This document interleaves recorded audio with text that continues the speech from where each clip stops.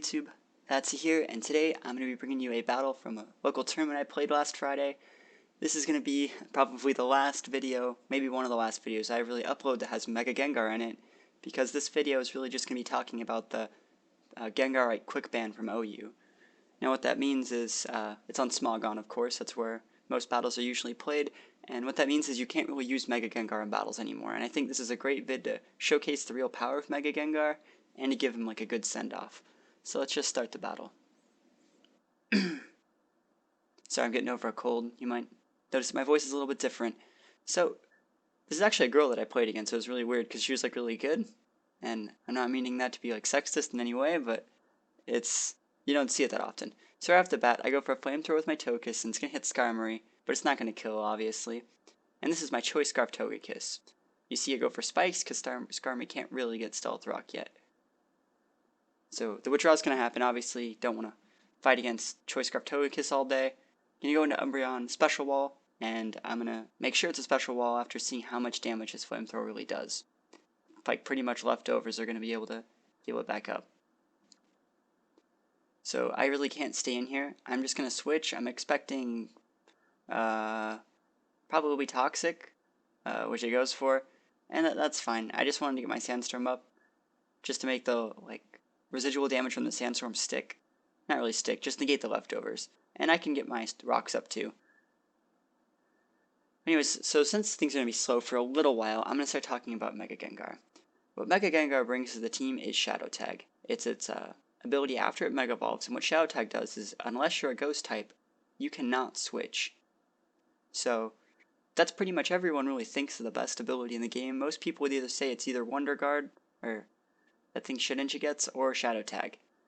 Just for the sole fact that, Chandelure didn't get its Dreamworld ability, they never released it, so you couldn't ever use, Dreamworld Shadow Tag Chandelure, but everyone would have. It would have been so OU. And I just don't know. It just was too good to be released. So, abilities like that, they don't throw very often. Why not was Uber in Gen 4? Because they got Shadow Tag. Shadow Tag's just too good of an ability, in most players' opinion. But that's not the only reason it got banned. Why it got banned was Pokemon that give the ability to let other Pokemon in your team play to their full potential and potentially sweep. Those type of Pokemon are the really things that benefit from Mega Gengar. Let's say I'm using a awkward sweeper, like a Choice Scarf Togekiss, for example. Well, if I take out all their walls with my Mega Gengar, because it's free, let's say he leads with Skarmory now with Gengar. If I taunt the Gengar and kill the Skarmory, there's nothing that can wall the awkward Choice Scarf Togekiss anymore. What Mega Gengar does for the team is it lets the rest of your team play to its full potential, because you're getting 2 or 3 kills for free. Also, Mega Gengar is just faster than everything else, and things like other Mega Gengars aren't counters for them because speed doesn't go into effect until the turn after you Mega Evolve. So, a few reasons like that. A couple of those reasons are things why Mega Gengar was put up for suspect for testing and eventually was decided to get quick banned. Let's get back to this battle. My Tyranitar is going to go down, and now it's time for the real star of the show. Gengar is going to come out. So he's going to withdraw Skarmory. He obviously doesn't want to die. And he's going to go into he's playing against guys. It's a girl. Going to go into Umbreon. So Gengar by itself is still going to be good. I'm still just going to use Sash Gengar everywhere. You see I go into my Mega Gengar, and I go for, I think, Taunt this turn. This is why I think Mega Gengar is good. Most people don't use Taunt, but I just think Taunt lets you cripple all their walls. They have to fight it, they're stuck, and then the rest of your team can just sweep. That's why I really like Mega Gengar. And I'm sad to see it go, but it's fine. I decided to switch out there because I really didn't want to get paybacked, and I go into my Garchomp. Now, I was thinking, well, he could have just switched because I'm not used to playing with Shadow Tag, but the Umbreon has to struggle. Isn't that funny? Because the Umbreon has no moves that are physical or special or anything. All they have are status moves, probably Protect, Toxic, Wish, and Curse, I was thinking. Because I saw Curse earlier, if you remember watching it from when I was fighting T-Tar, I assumed it would have payback because it was using Curse. He decides to recall because he has the free chance to go back into Skarmory while I pop a sub. Not the best thing, I'm probably just going to get Whirlwinded out in a couple turns. Let's get back to talking about Mega Gengar. Mega Gengar's stats get up to 394 with nature and speed. That's so freaking fast. Like, all the things that can speed tie it at that point can't kill it. And the amount of things it is faster than is just ridiculous. It also gets a huge boost to its special attack. Like, if you were to think about Pokemon, right? Think about Ubers. Mewtwo's Uber, right? Gengar has better stats than Mewtwo. People always say, well, oh, Life Orb Gengar's stronger. Life Orb Gengar's not faster. Life Orb Gengar hurts itself when it attacks. Mega Gengar, Life Orb Gengar doesn't have Shadow Tag.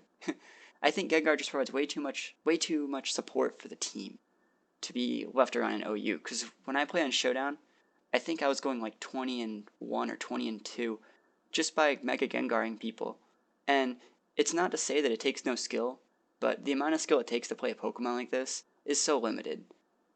Like, his Karmari pretty much has to die to my Gengar now, because he unluckily whirlwinded out. See, no skill involved. I didn't do anything, but I got put in this perfect position. And, oh yeah, I'm also fighting against another shiny Gengar this game. I didn't even notice it was shiny when it got sent out. But he decides to go, or dang it, she decides to go into Mega Gengar, which is white. I think it looks amazing shiny. But like I said earlier, unless you carry Protect in your Mega Gengar and you win the speed tie, your speed doesn't go into effect until a turn after you Mega Evolve. So things like Mega Gengar isn't really a counter for Mega Gengar.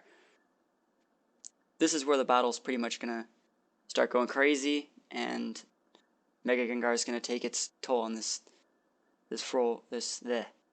my opponent. Volcarona's gonna go down. Mega Gengar also gets access to a Stab Sludge Bomb. No Pokemon gets this high special attack that gets it, because we all know that Sludge Bomb's super effective against fairies. Things like special walls that are fairies like Sylveon and all those stupid bulky fairies, they can't stand to Mega Gengar. They will get broken. Every Pokemon gets broken in the face of Mega Gengar. I haven't even talked about the fact that, like, on my set, I use Destiny Bond. I usually kill 2 or 3 things, and then I go for a Destiny Bond on their one thing that can kill me. So that's 3 to 4 Pokemon that my Mega Gengar is going to kill every game. I personally agree with the ban, but I'm still sad to see it go. So you see the Umbreon Special Wall finally just go down to the Mega Gengar after like 1 attack and a struggle. Breloom's going to come out. Obviously I know Spore is going to come from the Breloom, so I just taunt it. I really think you need Taunt on your Mega Gengar set. I still think I'm going to keep the same set, but either just Sash or Life Orb my Gengar. Because Gengar is just so good. A lot of the time, I love it when I send out Gengar against like Mamoswines or Garchomps, things that have like Earthquake that I can't one-shot. And I've already killed 2 or 3 things by now. I've killed their wall, and I've killed their fast thing that's chunked me really low. And then I go for a Destiny Bond, because they're like, oh man, I'm going to Earthquake it because he doesn't have Levitate. And that's like 3 things gone right off the bat. You see, I'm going to taunt this Gyarados. Now, at this point, like I said, I want to make it so my teammates can do good. You see he Earthquakes me, but I wanted the taunt in because I didn't really want to deal with a Dragon Dance. Because Gyarados gets faster than Gengar if it's Speed Nature with a Dragon Dance. So I was like, I'll just taunt it and win with Rotom, because this is his last Pokemon. I could have just went for Destiny Bond to troll, but that's also really BM, and if he Dragon Danced, that would have been a really bad spot. Because then you just sort of Earthquake next turn, and then he could have like Mega Evolved into Mega Gyarados and potentially Earthquake my Rotom, and I would have been super sad. But anyways, that was the game, and goodbye Mega Gengar. You will be missed, sweet prince. I hope you guys enjoyed the battle. Leave any comments you think about why Mega Gengar is going up to Ubers. Well, it's not even going up to Ubers. Mega Gengar is just banned. So, if you have any comments on your opinions for the Gengarite being quick banned into Uber, or just being quick banned in general, gotta stop myself from talking like that. Leave it in the comments below, and I'll see you guys next time.